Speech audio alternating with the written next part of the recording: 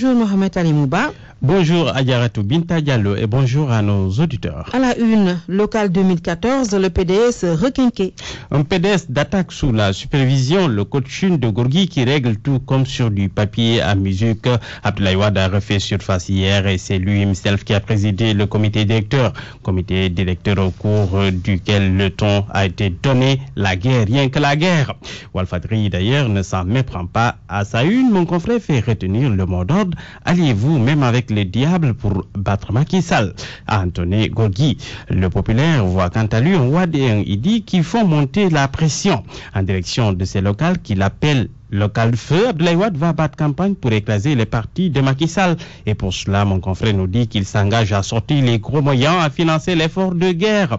Suffisant pour que le journal L'Enquête parle d'escalade en vue. Abdoulaye Wade à la une, comme chauffé à blanc, qui pointe un doigt au loin, comme pour donner rendez-vous à Macky Sall le 29 juin prochain. En tout cas, relève encore le journal, Wade a déjà son plan de guerre, des tournées nationales contre Macky Sall, une mise en veilleuse de la question qui fâche la succession au PDS et un discours solennel au soir du 29 juin.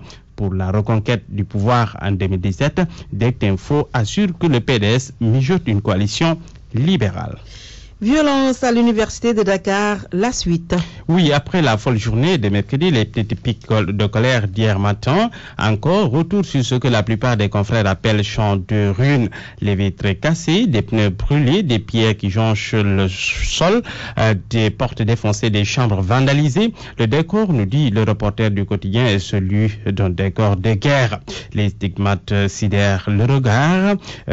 L'université sombre tout simplement, écrit Direct Info. Selon mon confrère, il y a eu tout au moins 100 étudiants blessés, 3 policiers gravement, 1000 policiers qui assiègent le campus à cause de cette atmosphère. L'enquête nous dit que certains étudiants ont préféré plier bagages.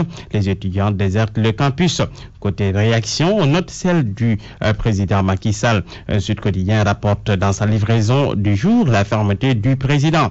À en croire mon confrère, le chef de l'État a demandé au ministre de l'Enseignement supérieur et de la Recherche de faire appliquer strictement les mesures requises par la situation qui prévaut au campus de Dakar. Il a donné des instructions fermes au ministre de l'Intérieur pour une sécurisation convenable des espaces universitaires, tout en demandant aussi à l'application des lois et règlements contre ceux qui s'adonnent aux actes de violence. Pour le populaire, donc, Macky Sall durcit le ton face aux étudiants. Marito Niane enfonce le clou en déclarant que ceux qui ont commis des actes de violence devront s'attendre à être exclus de l'université. Idrissa Seck, quant à lui, met tout sur le dos de l'État. Dans l'as, il s'en prend au gouvernement et aux forces de l'ordre. Dans l'enquête, il parle de massacre d'enfants. Merci beaucoup Mohamed Ali Mouba.